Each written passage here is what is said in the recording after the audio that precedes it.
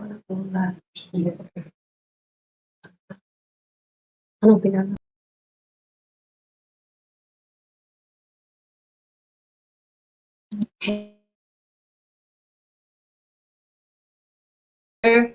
Edition of Sparkle Saturdays. We are about to start. However, share this information, share the live, share the link with your friends, because we are going to have a very beneficial and very important conversation about mental health. I'm so excited about my guest. She's been on the show. This is her second time. And I don't know how she got me to come back. Well, I do. It's because of my love for her. Look, so tea with Tara, okay? Tea with Tara. We have our tea. Get your tea, whatever you're sipping on. If you want to do your gloves and your hat, go get that ready and join us here, right here.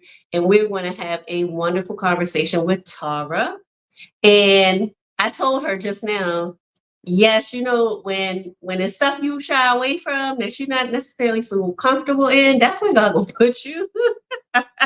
That's where He's going to put you and stretch you and challenge you. So I thank you for coming back again, sis. Thank you. I must have done something right to be absolutely an amazing sparkle sister. Amazing. So we're going to start at 7. So share this live, share, invite your friends, remind your friends to join us. Thank you all who have joined so far. In just a few minutes, I'm going to introduce myself. I'm going to let her introduce herself, fully, and then we'll get started. But grab your tea. If you got a hat, I had a hat, but I was like, I don't know if I like the way it looked on camera. So I'm just gonna go hat free. We're doing our Arabian style. Yes, tea. we are. Like, I guess you could say our bias. Mm-hmm.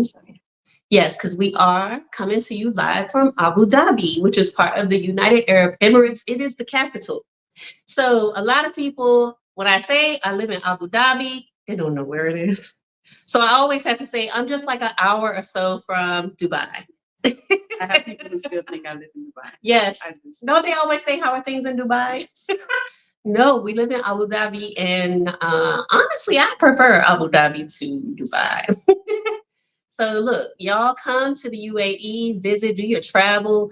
Make sure you spend some time in Abu Dhabi because this is a really special, special place. So get your tea, get your hats, get your gloves if you like. And I have this tea set.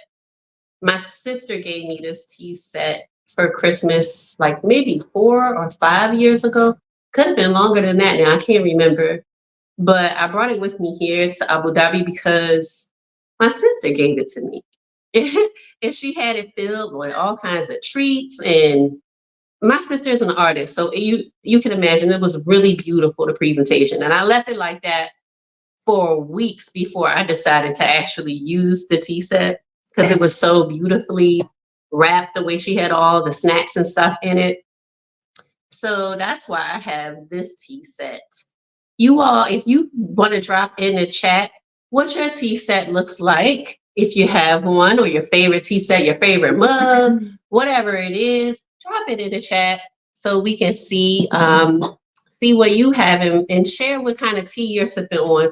We are currently sipping on black currant tea. And actually, it's your first time having it. How do you like it? Yes, I like it. I really do. That's good. Into something. That's good. Okay. All right, y'all. It's 7 o'clock. So please continue to share this live with your friends and family so they can join us for this intuitive conversation on mental health. All right, so let's officially start the show. I am Kimberly Braxton, your dedicated life transformation strategist who helps Black women reclaim their lives, set empowering boundaries, and master self-care rituals. I'm so excited to have this Sparkle Saturday episode, Tea with Tara, and we're talking about mental health, maintaining mental health in a busy world. We're super, super busy nowadays. And we have to remember that our mental well-being is just as important as our physical well-being. So thank you for tuning in. And my guest is Tara Thompson. And I'm gonna let you tell those, what are those letters behind your name? Like she got a lot of letters behind her name. And I was like, what is your actual title? Like, I don't know what the letters stand for. So I'm gonna let her do it. Hello, everyone. I am Tara Thompson. I'm from Durham, North Carolina. I am a dual licensed counselor. So my first license is school counseling, and then my second license is licensed clinical mental health counselor. So it used to be LPC, but then they added it in as licensed clinical mental health counselor. So that's what the letters are behind my name. This T with Tara, I have to give credit to Kimberly. She coined that. She is speaking that into me, saying that that's my next move. But T with Tara is simply just taking effective action for your well-being, with my focus specifically being on mental health. Love it. Yeah, she did it at our school. And I was like, oh, I love that. T with Tara, because it stands for something, right?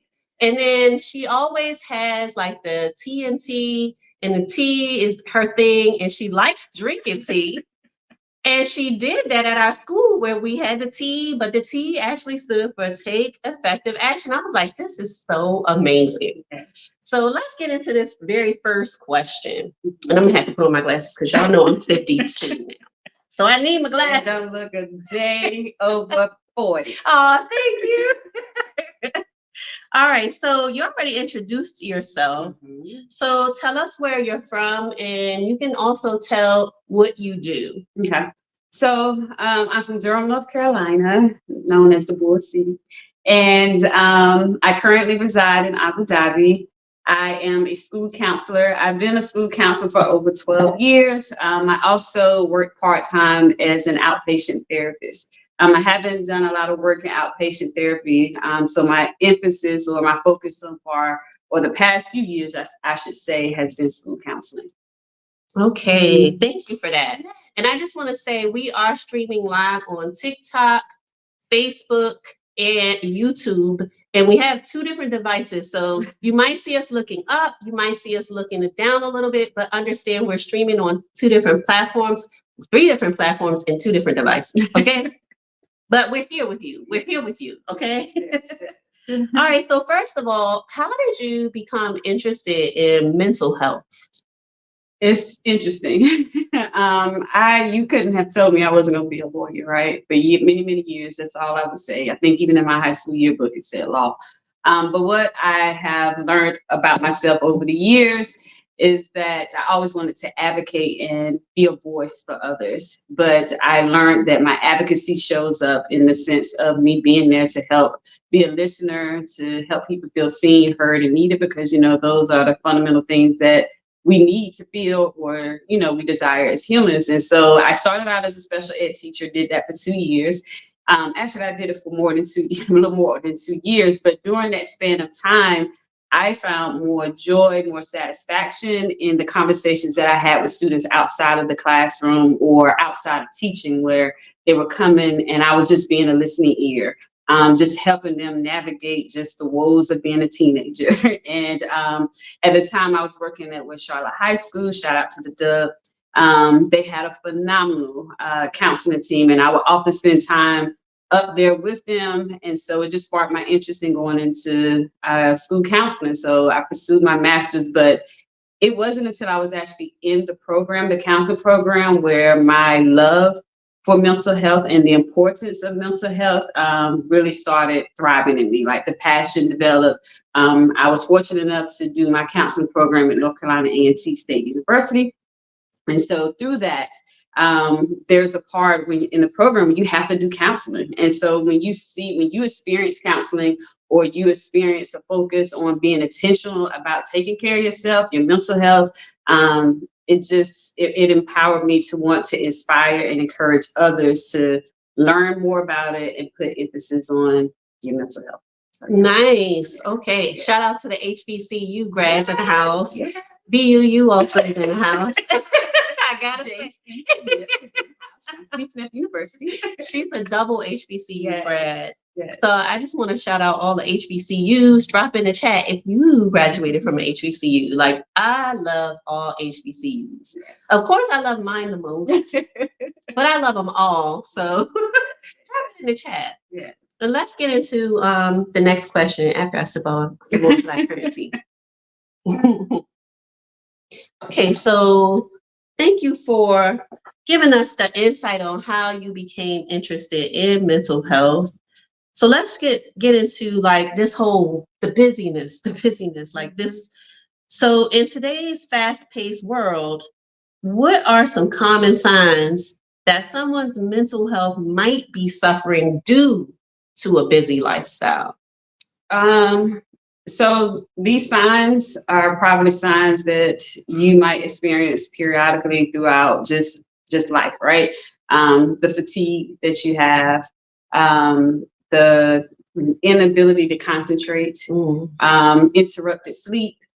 There's also just inability to, like, your mood swings. Like, we all have mood swings. And let me say this, these things that I'm stating in regards to symptoms, we all go through life and we have moments and bouts of sadness. We all have moments where we're just restless, there's some stress.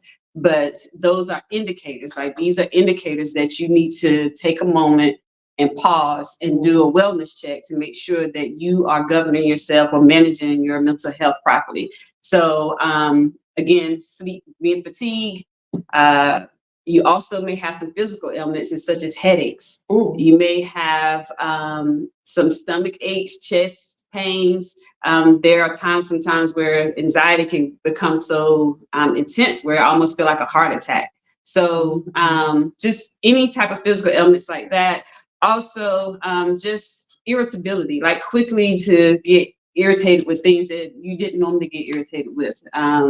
Inability to want to be around people, like wanting to withdraw. Now, sometimes we do need to retreat, but it's those feelings where like just nothing just seems to like want to flow the way it normally does. There's an interruption, or your daily routines, your daily flow of how you move about throughout life is interrupted. And I do want to preface it, this too, while we're talking about the symptoms, but like when we talk about mental health, I want to make sure we understand what mental health is, because a lot of times we associate mental health as one, you're always supposed to be happy. Like, when we talk about mental health, you always hear about that. And mental health is not so much about always being happy, and it doesn't always mean mental illness. Mental health is simply how you function in life emotionally, psychologically, and how you act. It really impacts how you feel, how you interact with others. It impacts your relationships. It impacts your thoughts. So anytime you have symptoms that interrupt those things, that's a flag to say, okay, it's time to kind of check in and make sure that I am doing what I need to do to maintain my mental health. Wow. So I actually experienced the panic attacks where I felt like I went to the doctor. I went to the doctor because I thought I was having a heart attack. And then I found out that I was actually having anxiety attacks. And that went on for a bit. It was when I was probably in my late 20s at like my second teaching job, right? And I actually started losing hair. Like I had plugs, bald spots, a few of them in the back of my head. So I was having like all of these symptoms that something wasn't right in my life. Yeah. And it was that job. Yeah. I ended up leaving because I ended up resigning from that job because my health was being so impacted. And so once I did that, like my hair started growing back. She gave me medicine, but she kept saying that take it only if you really feel like you need it, because this medicine is addictive. So I was scared to take it. I never took it. See? Yeah. I never took it. I actually left the job and I homeschooled my son for a few years. I watched like other people's kids. One was homeschooling and a few after school. Like I just did other things because I needed to get away from the job because it was not beneficial for my health. Yeah. And I didn't know if I kept if I kept staying in that situation, like how much more my health would be impacted. Yeah. So I know what that feels like to feel like I'm having a heart attack, but it's all emotional. Yeah. Right? It's all emotional. Yeah. And for me, I know, like, just this week, I was just sharing with someone, like, for me, I don't like clutter, right? And so when I look around my apartment and I start seeing pockets of clutter and things like that, I know that it's time for me to, focus and tune my attention on my mental health. So it's just when you just not in the regular flow of your routine and you just start having these things, and sometimes getting the common cold, like those are physical indicators that we need to tune in to our mental health. Makes sense. Mm-hmm. Okay, so let's get into our next question. Mm-hmm. So what are simple everyday self-care practices that busy people, right? Because sometimes you can't change the stuff that you have to tend to in your life, right? So what are those practices that busy people can incorporate into their routines to maintain their mental health?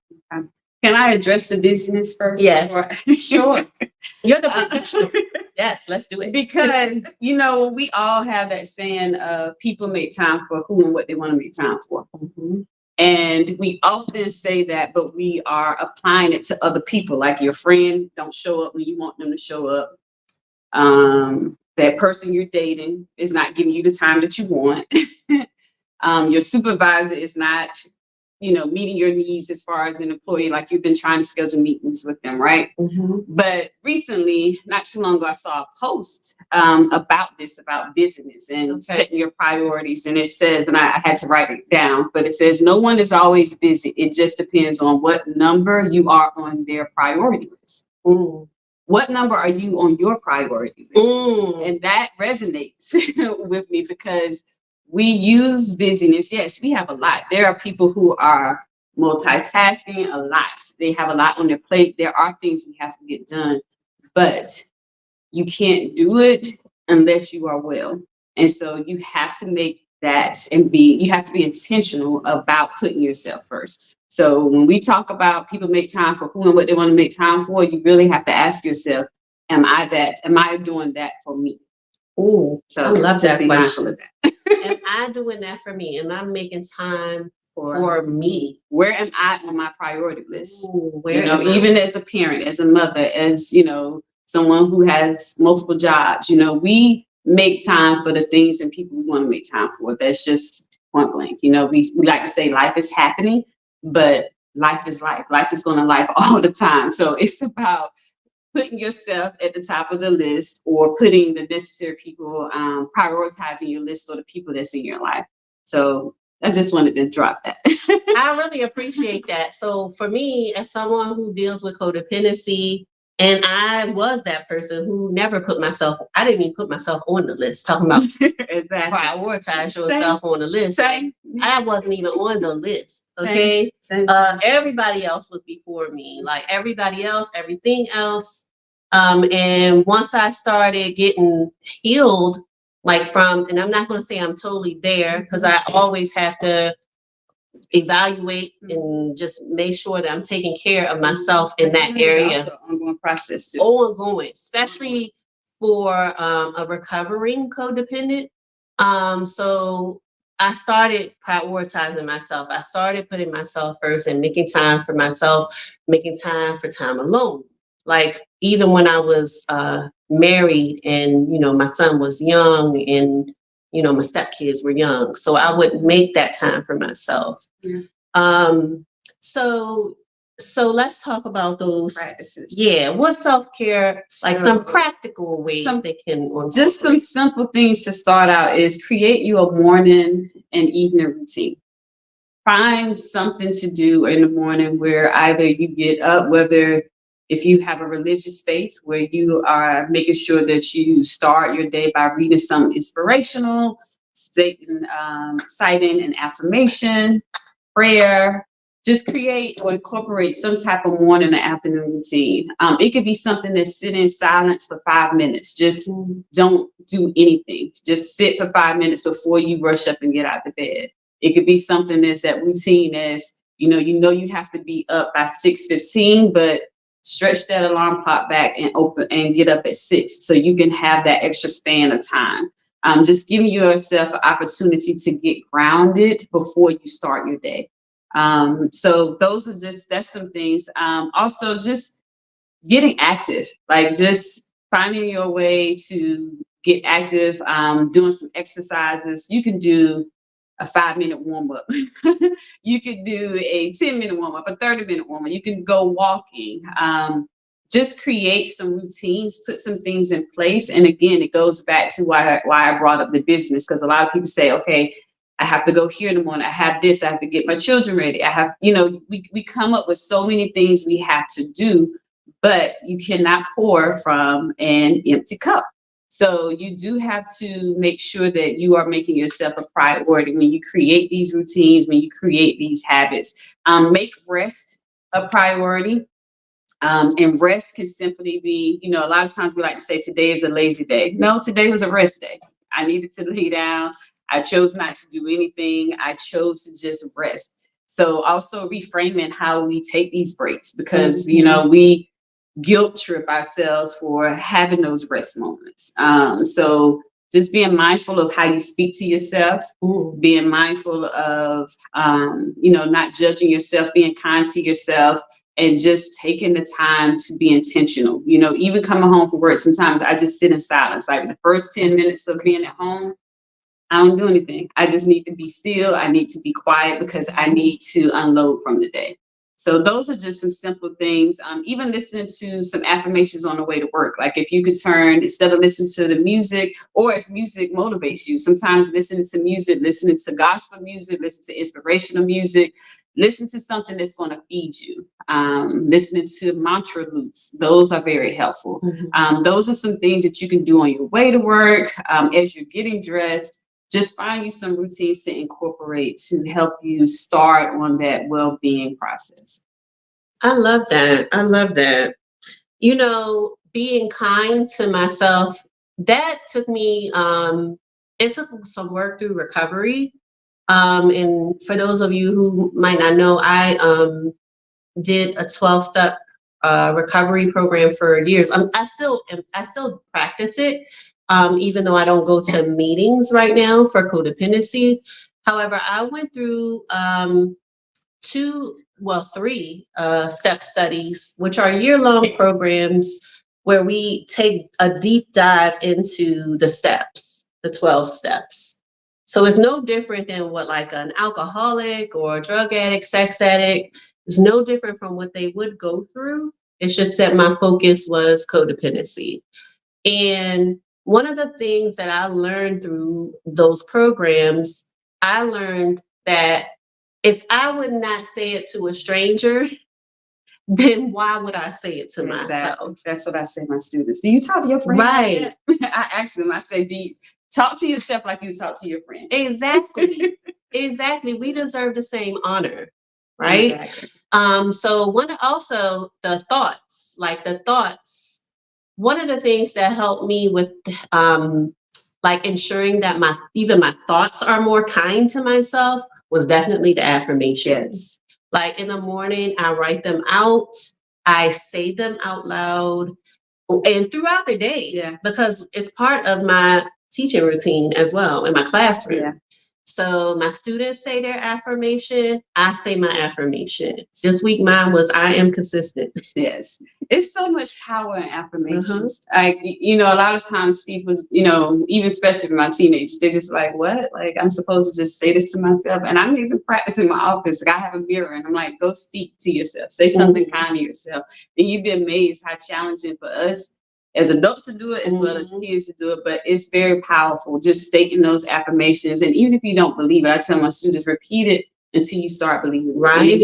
Until it start making sense to you. But just saying those affirmations, have an alarm on your phone to set to tell you to bring a message of, you can put a title on your alarm, make that title an affirmation, just so you can have a screensaver. But if you come in my apartment, I have affirmations on my mirror. I have it in places where I frequent often, just so I can just remind myself to speak kindly to myself. Absolutely. Because we're our worst critics. You know, we speak so bad to ourselves. We'll always think the worst. And so you have to be reminded. I have a lot of affirmations in my office, and I tell my students, I openly tell them, like, as much as these affirmations on my wall are for you, they're for me. I have to be reminded. I need to know, okay, not to take this personally, because I'm an overthinker. So I have to make sure that I'm processing throughout my day when I'm interacting with multiple people. So yeah. I love that. One little saying that I got from one of my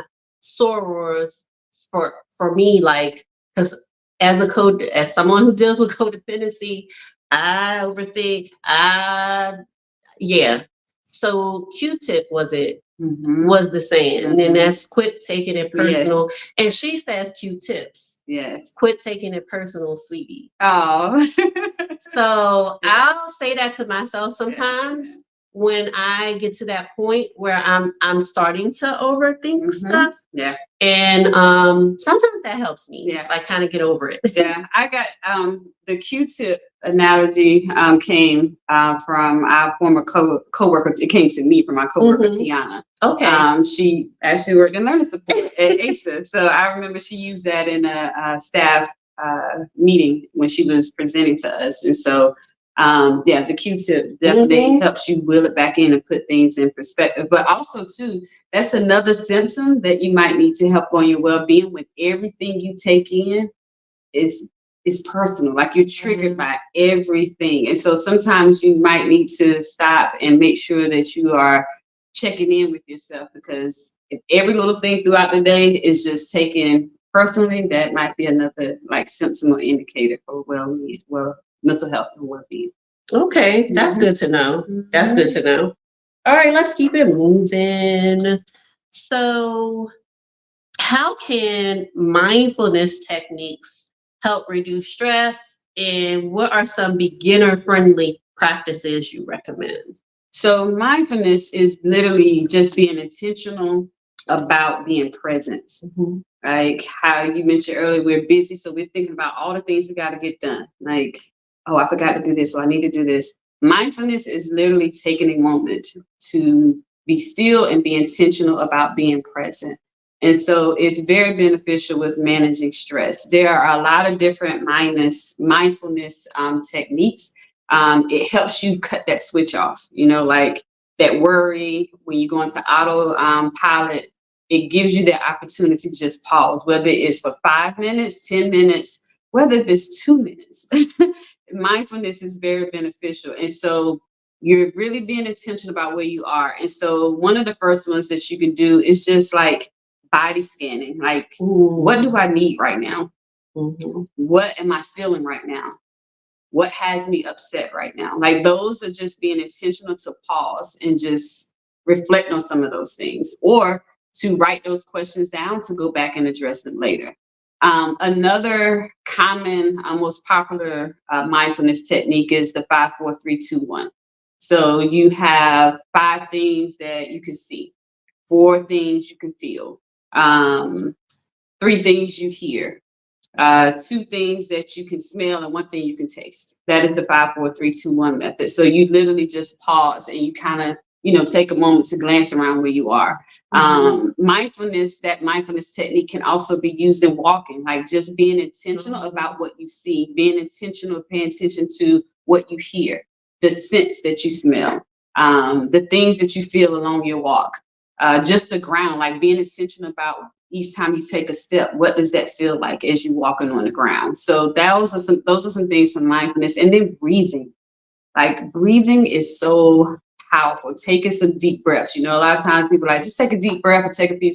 It's very powerful, especially for those who are who struggle with anxiety, who are nervous. Like, I had to do some breathing techniques for this. Like, I told Kimberly, this is not my thing. I could sit with her one-on-one and talk about mental health all day, but you put a camera in my face, it's just like it changes things. So I had to do my own breathing exercises, but I don't know if we have time, but I could share some. So one that's very helpful with anxiety is calming your nervous system.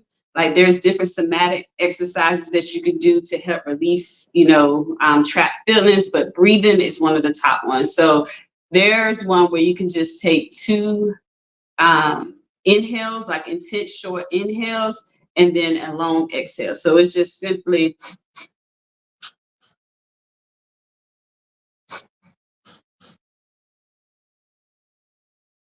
and if you do that a few times, your body starts to calm down. It starts to relax. I felt that is one of the ones you can go to. There's the alternate, and that's something you can do in your office or wherever you are in public. Like, no one even have to even notice. You can be intentional. You can be, just take, especially for those of us aunties where we get to the point where we sit down and exhale all the time. Nobody's not gonna know the difference. You know how you breathe out all the time. Nobody's gonna know the difference. You letting out an exhale. So, but just take some, 2 short breaths and, and be intentional about that. Another one is I like to call it a 5-star. Like you trace your hand. So for each time you go up, you just inhale, and then each time you go down, you exhale, and you just do this up and down. And sometimes you might have to reverse it backwards. You go forward and you go backwards, and you just inhale. If you're sitting at a desk, this is something you can easily do under a desk. Like your hand can sit on your lap and do it. If you want to have your hand up, you can do this. But this is something that is very beneficial. And then another one that's very good for anxiety, like when I have students who are, on the verge of having a panic attack. And that's another thing. When you're anxious, allow yourself to feel anxious. That's another thing about mindfulness is like, I'm in a space right now where I'm feeling scared. I'm feeling anxious. And so it gets worse when you're trying to control it. When you're trying to control that feeling of anxiety, you have to just let it out, let it go, let it release. But it becomes more intense and it becomes troubling for some because we're trying to control it. But just pause and say, I'm anxious. I don't know why, because sometimes you don't know why. And that's the other scary thing. It's like, I was just fine a moment ago. Where is this coming from? We start trying to figure out all those things, but just be present and say, I am anxious. I'm worried, but I am safe. And I am okay having this feeling. This feeling will pass. And so one of the breathing techniques is the alternating nostril technique. And so there's multiple ways you can do it. But one of the ones that I like to do the most is when you put your left hand on your lap and you take your right hand and you use your thumb and your pinky. So what you do is you inhale through the right nostril and then you put your thumb on it and exhale out the left nostril. And then you inhale from the left nostril, close it with your pinky, and exhale out the right. And you rotate back and forth doing that. That helps settles and calm your nervous system, especially for those who become very anxious. So those are just a few mindfulness techniques. I love that. I actually feel more relaxed. It does. In recovery, something we say is feelings aren't facts. Yes. Feelings are just feelings that are meant to be processed. And so what brought me, what my rock bottom came from was not allowing myself to feel and process the feelings. Yes. Like I ignored the feelings, I suppressed them, I tried to numb them. And any feelings generally unexpressed come out as resentment. Yes. Yes. But resentment is simply unexpressed anger. Yeah. And I had a lot of it. Exactly. I had a lot of it.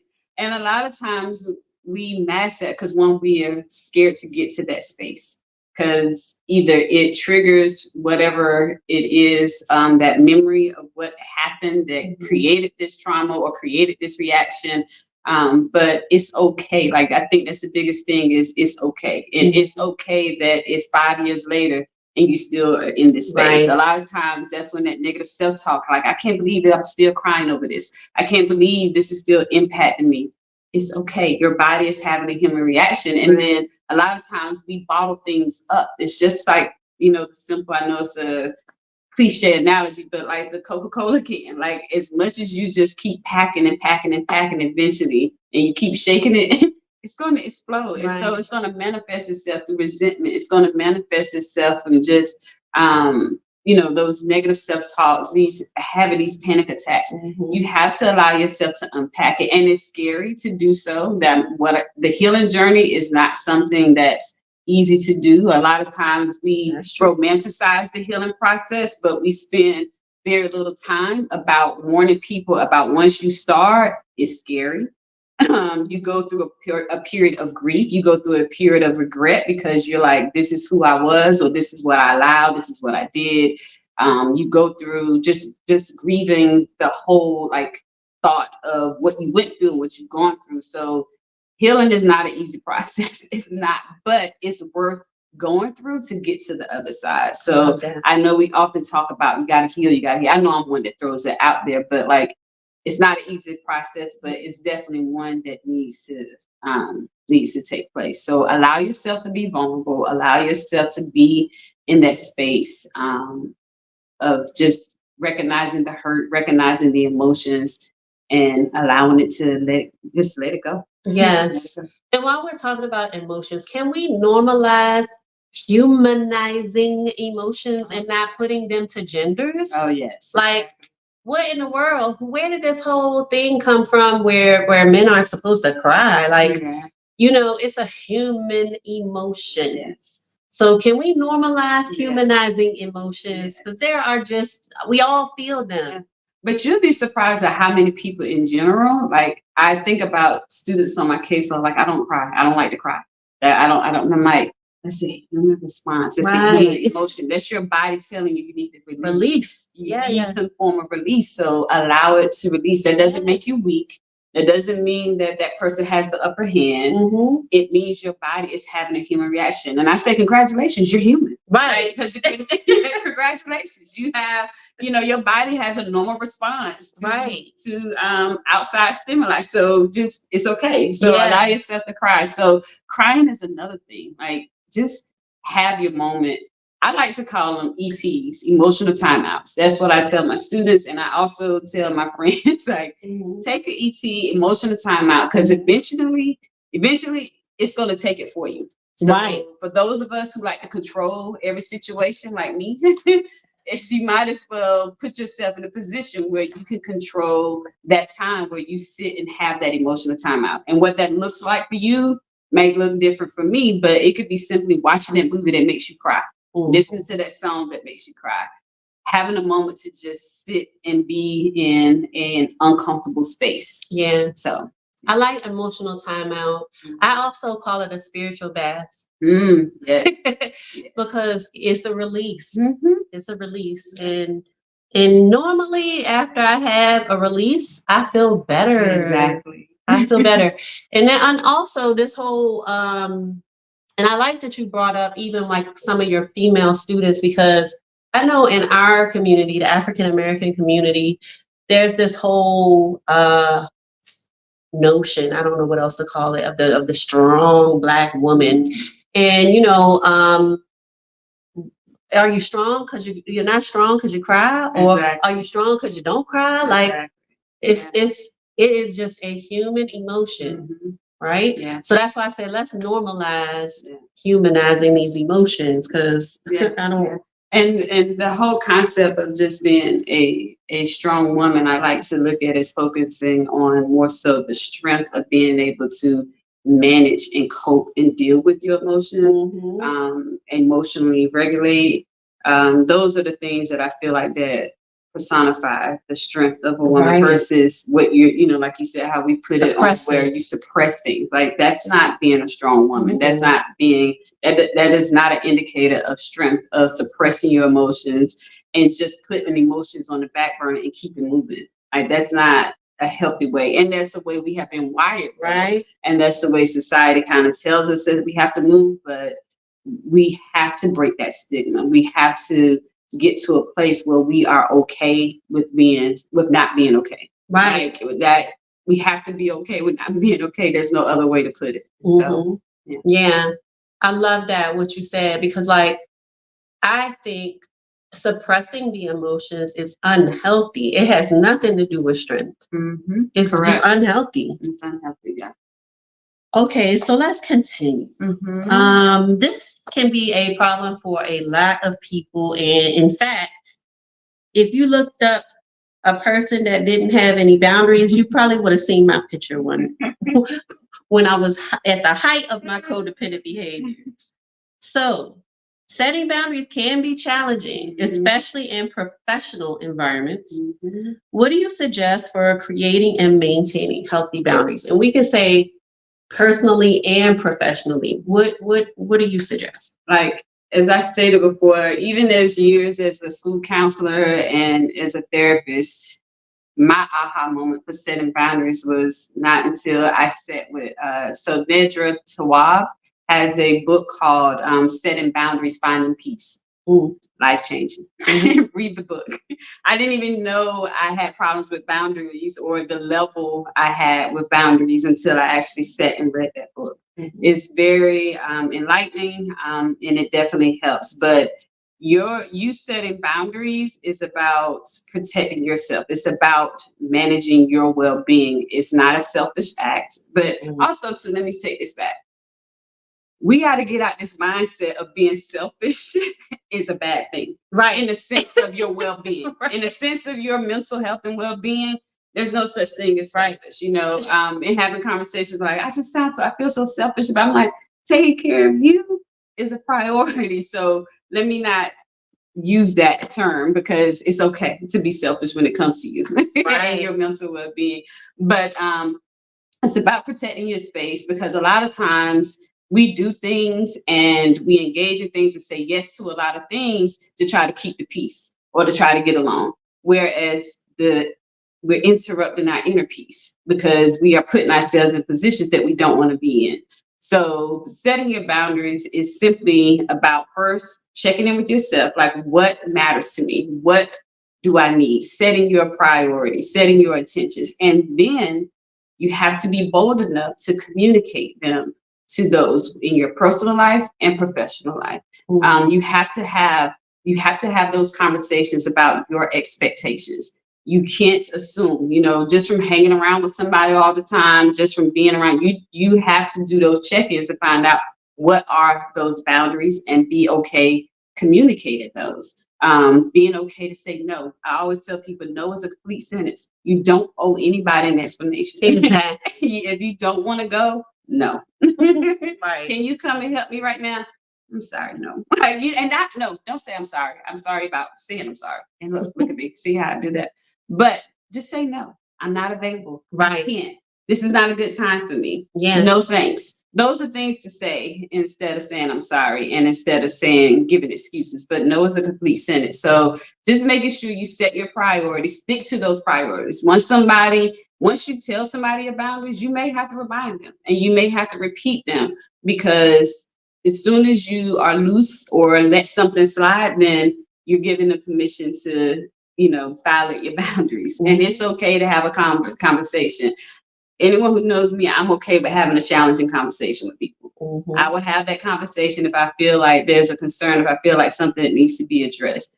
I would say professionally, in my role, I sit with anytime I have a new administrator, whether they're coming new to the school that I'm at or whether I am going to a new school, I sit down and have a conversation and say, what are your expectations? Okay, these are my expectations. And I have to remind them, like for me, I have a hard boundary when it comes to my time. So after work, I don't check emails. So if there's something that I need to do, if there's an emergency, I tell my supervisors, look, you need to WhatsApp me if it's something that's going to require my immediate attention, if it's an emergency. But you have to be specific about how you protect your time. Some other professional boundaries is like being mindful of like a working lunch, like separate yourself from your desk or separate yourself from the space. Be mindful of, telling people to respect your time during that lunch. But time is one of the biggest things when it comes to professional boundaries as well as personal. Just, telling people, listen, at this time, and people know me, I have to take a nap. I need a nap. I gotta have a nap. And so I let people know, like, even if I travel with them, like, listen, I gotta lay down and have a nap. You all can continue to go, you can do what you need to do, but I have to take a nap. Right. So just being intentional about communicating your boundaries, communicating what your expectations are, because it is part of being your well-being. It is part of your self-care. So don't be afraid to have those conversations. It can be challenging. It can be uncomfortable.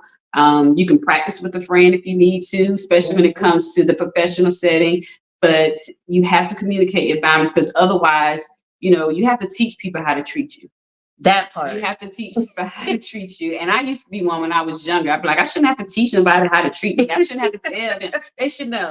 No, everyone's different. No one knows, and I especially to say that about relationships. Right. I should tell him how to. He should know. He should know. He should be knowing. He should know what I think in my head. Yes. And uncommunicated expectations ruin relationships. It ruins relationships. It ruins friendships.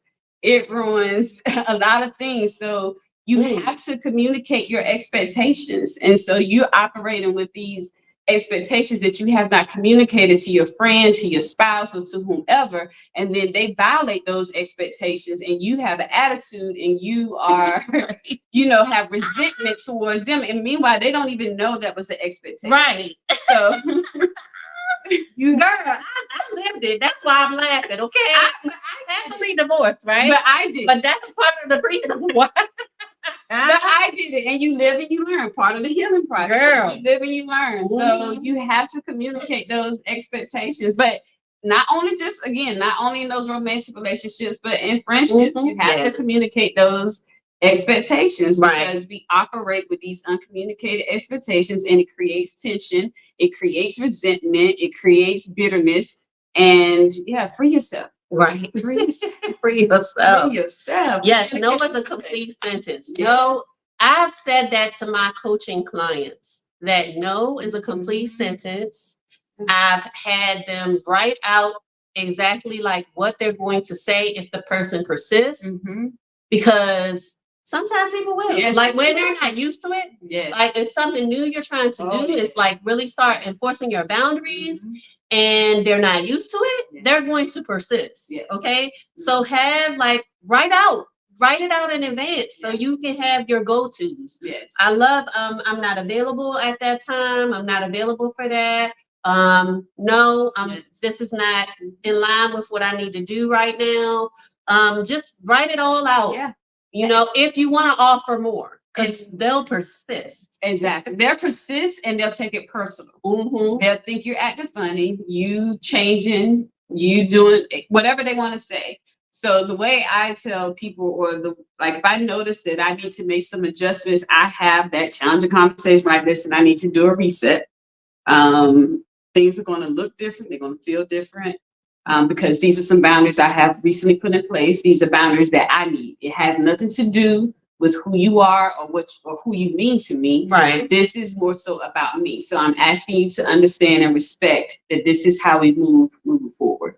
And you have to do those resets, because sometimes we just start, once you heal, like you get to this place where you just be like, you ready to say no to everything. You start getting to that place where you like, it's all about me. You grow. And so but you also have to communicate and let people know what these new changes are, because it can create friction. So and that goes to that uncommunicated expectation. Like, I'm healed. You should know I'm healed. You should know I don't do that anymore. Right. So that's why you got to have that conversation to say, hey, this is what I need. This is what's happening. So yeah.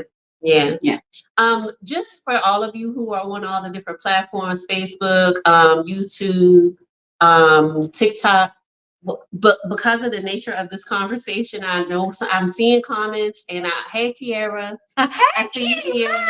Yes, we see you here. We love you. I love you. And everybody who's here, we really appreciate y'all being here. Understand the way that this conversation is set up. It's kind of difficult for me to host, have all these platforms going, and also respond to your comments. I will definitely do it after the live. Hey, Rofizzle. Thank you for being here. The other thing that I do want to say is the negative feelings that you may experience if this setting boundaries thing is new for you. you're probably going to experience some negative feelings, and that's okay. That's normal. Yeah. That's just a part of it. As you continue to practice and enforce your boundaries and respect the other people's boundaries, Yes. like it'll go away. Yes. It'll start getting easier. It gets easier. Set up a plan for taking care of yourself after you've set the boundary and you experience those negative feelings, right? So set up something, set up your plan for dealing with that. I just wanted to say that. Yes, I agree. You have to be kind to yourself, and just be okay with it. Like, it's not going to feel good. You know, the first time I just said no as a complete sentence, I was like, Yep. Like, you go through all these emotions, and then a lot of times people okay, they're like, okay, girl, right, it's all right, right. Okay. So it's like, oh, okay, but you, like Kimberly said, you have to practice it. It's not something that comes easy, because a lot of times, again, I know I'm guilty of it. We tell people what to do and give them the tools, and it sounds like it's supposed to be effortlessly done, and it's not easy. So us telling you about these boundaries, you're going to feel some emotions inside, and like she said, just take note of those emotions. Yeah. It's much easier for me now because I've been practicing it for so long. I started recovery in 2010, and I've been in recovery ever since, you know. So and I have moments, however, like setting boundaries and delegating tasks, because I'm the president of my sorority chapter here. I don't have a problem delegating tasks because when I was at the height of my codependency, I'm doing it all. I was the yes girl. I was the yes girl, and people knew they could count on me to do it all. But like now, I prioritize myself. I delegate those tasks, and I own my no. Yes, that's my. I love to own say that no. Own your no. Okay, own it. Own the no and own who you are. Yes. Flaws and all. And I love this. Uncommunicated expectations ruins relationships. I had to write it down. That's a gem right there. She dropped a gem. Okay? She dropping a lot of gems. That one really resonated with me. So I had to write that one down.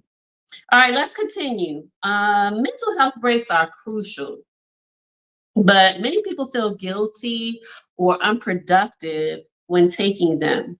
How can we overcome this mindset and prioritize these breaks? Yes, we kind of talked about this earlier about the ET, the emotional timeout, and the spiritual bath.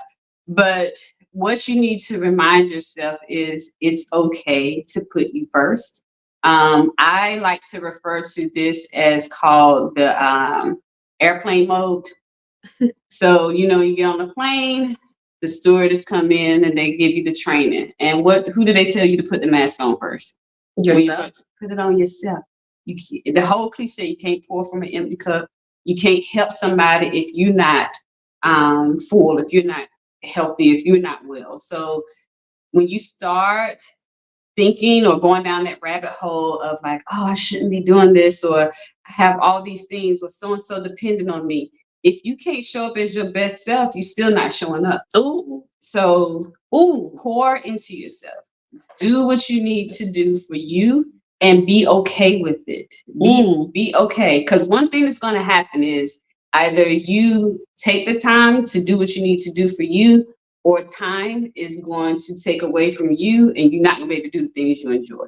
So take those moments, do what you need to do to make sure you're putting yourself first and be okay with it. If you want to sit on a couch all day and you have tasks that you need to complete, but that's your body saying we need to be still. Your body tells you ways in which you need to be still. It will tell you. So you either control it or it's going to control you. So just remember, go into flight mode. Like the stewardess tells you, you have to put your mask on first before I help you. What I look like trying to help her, and I don't have oxygen. I'm trying to help her breathe.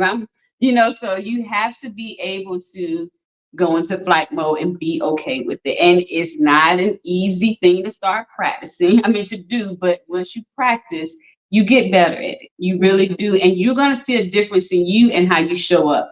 I saw a quote or interview where I can't even remember his name, but he was just saying the best thing you can do for anybody is to take care of yourself first and to show up in your most authentic, well-being self. So if you're showing up, you're moody, you're irritable, you're withdrawn, you're really not showing up the way you need to show up for those people. So you might as well put you first. I love that.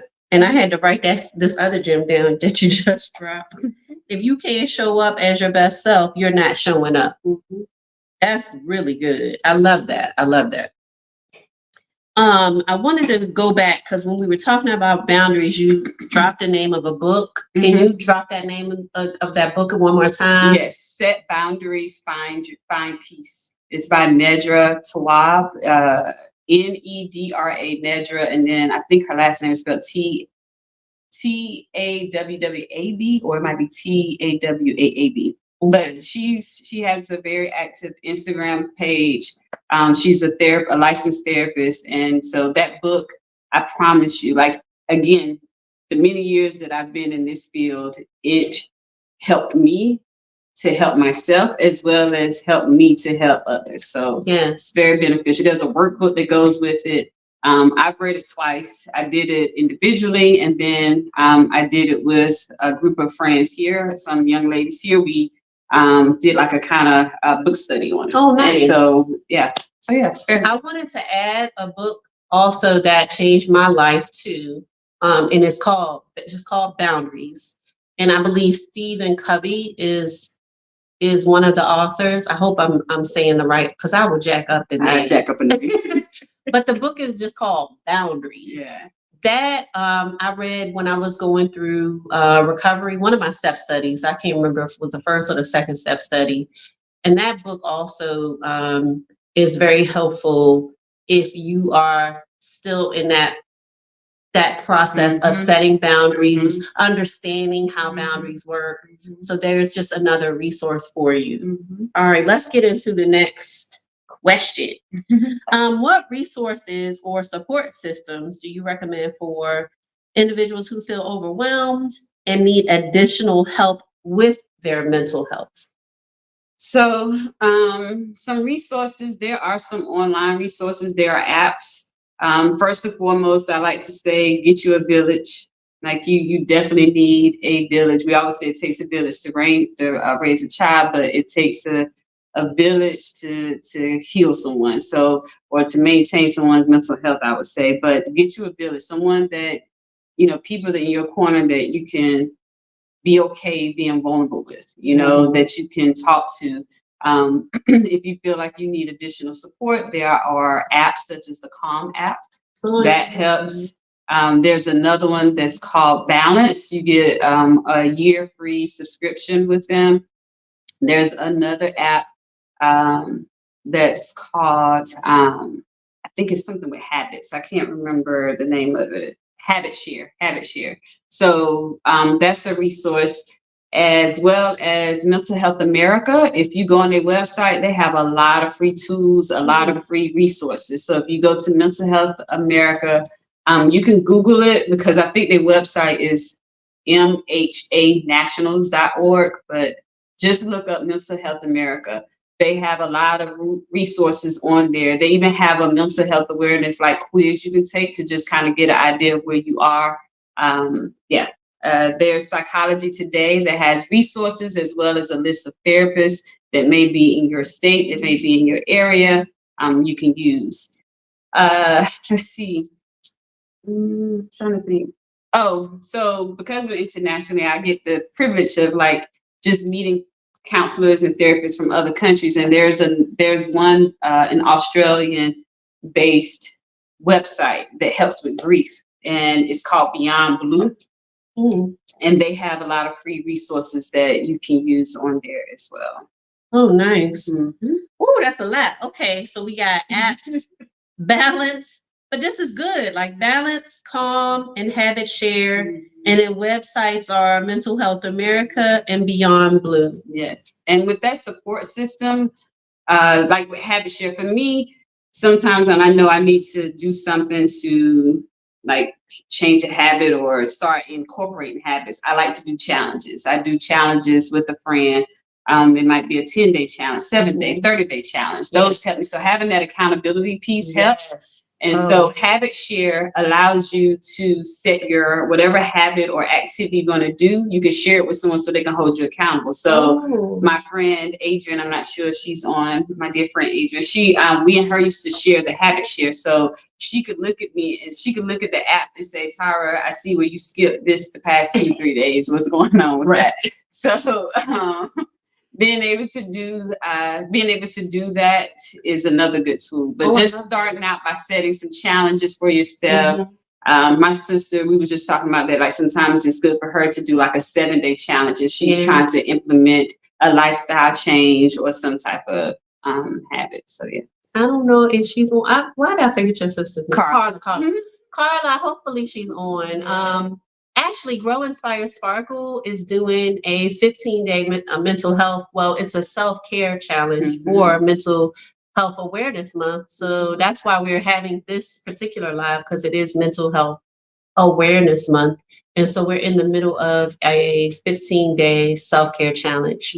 And I'm mostly posting on TikTok. So you can follow me at grow_inspire_sparkle if you want to continue with this 15-day challenge with me. Or you can just start it over because the videos are there. Okay, great. I love that. I love challenges. This is another resource, you know. A coach right here, life coach, transformational coach. This is another resource, and she has books. I can't recall the title of the most. Sisterhood Unbound. Yes, but yes. Thank you. Yeah, I love helping. I work mainly with women, women of color, but my resources are for anybody, you know. So let's go into the deeper stuff. Like this one is really important. All of them are important. I think this one is really important because the question is, what are the signs that may indicate that people need to seek professional help? So what are those signs? So we talked about some common signs earlier. When you think about those signs, it's the prolonged state of emotional distress. That's the key. When it's prolonged, also the level of intensity. So the level of worry, the level of anxiety, and the timing of it. Like, you know, again, mental well-being, mental health is not about being happy and joyous all the time. We have those periods of sadness, but it's the prolonged periods of sadness. It's the prolonged periods of depression. It's, you know, major disruptions to your life functions, you know, your inability to just get up and go to work, your inability to just get up and get out of bed, you know. So it's those prolonged things as well as the intensity of that level of anxiety, that level of anger that can impact, that lets you know that you need to get professional help. And that professional help could be in the form of, again, a therapist or a coach. Okay. No, right there. All right. Sorry, y'all. We're trying to continue on TikTok, but the TikTok only give you like an hour or something like that. Okay, maybe we're here. Okay. Sorry for the interruption. All right. So if it lasts longer than, or do you not want to put it like a time frame? So when it start lasting for like 3 weeks or more. Like prolonged periods of intense feelings or emotions, anxiety, like that lets you know there's some things that you may want to consider. You know, you might want to start out by using some of those tools. And sometimes you might need to talk to a friend. Like a lot of times we keep so much in. I know I was one of them. I was a lockbox. Like I would not open up. And plus I'm so used to just being a listener in my profession that sometimes it's you know, I'm automatically more so a listener than just opening up. But I've learned, especially being here, developing, you know, bonds with people here, learning to open up, learning to be more vulnerable, etc. But just sometimes you might just need to talk and get some things out. But again, it's the prolonged state of emotional distress, the navigating like your daily routines, the inability to do so lets you know that you or someone that you may know, you see these things, may need professional help. And so you can do, again, Psychology Today has a list of therapists. There's the mental health for Black girls or Black girls. I can't remember the name. I know the site. Yes. So they have a whole list of therapists that's, in your area. And so, that's the time to when you know that you need to get professional help. Okay. So let me just say this. I went through some really, really difficult times where I'm sure I had a nervous breakdown. It was mild. It was a mild nervous breakdown, but a nervous breakdown nonetheless, right? Because of something that happened to a very close family member. And people had to donate to my sick leave because, like, I when I say I could not get out of bed, like I was balled up in a fetal position for days, and I finally did go to counseling. But like at that time, now things might be different now, especially after the pandemic. But at that time, all they gave was 3 sessions. Like you got 3 sessions with your. I got 3 sessions with my health plan. But after that, then I would have to pay, right? So I only got like those 3 sessions. That's really all I could afford at that time. I couldn't pay out of pocket. So like for me, as far as like my prolonged healing, like when I tell you, I'm so thankful for Celebrate Recovery because I healed from so many things through that, and it was free. Yes, because there are support groups as well. If Right. you can't, do one-on-one therapy, if you can't get a life coach, there are support groups. And then sometimes there are faith-based organizations that can provide free services as well. So. Yeah, Celebrate Recovery was through my church. Well, they called it something different, but the curriculum that we used was Celebrate Recovery. And most of you probably know the Purpose-Driven Life. It's the person who created Celebrate Recovery is out of that church, that same church.